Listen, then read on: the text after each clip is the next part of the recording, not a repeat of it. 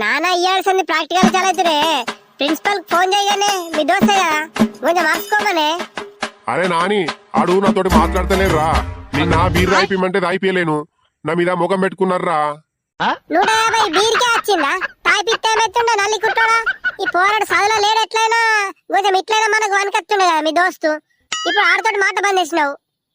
గిసుంటి పనికొచ్చే సోపతులన్నీ ఇడిసబెట్టుకుంటా అంత లాంగాల సోపతి పడుతున్నావు. ఇప్పుడు ఫోన్ చేసి చెప్తావా లేదా? ఈ పోరాడు అయితే ఫెయిల్ గాని అప్పుడు ఉంటుందా నీకు? ఈ పోరాడు చదంది నేనేం చేసి మునుగల్లే నన్ను అంటావు. ఈ పోరాడుతోటి చదువుడు సాధగానే కదా, నీకు తెలిసిన దోస్తుంటే అదే కాలేజ్ లో జాయిన్ చేసినాం.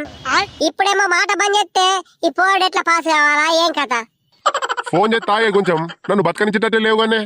హలో, అరే మామ ఏడున్నావురా? కాలేరు ఉన్నావారా? అరే మా పోరాడికి ఇలా ప్రాక్టికల్ ఎగ్జామ్ ఉన్నాయి కదా, కొంచెం చూసుకోరా, నీకు రాత్రికి రావద్దు కానీ, లేకుంటే నా పిల్లల మీద నన్ను తీసి బండ కొట్టేటట్టున్నారా.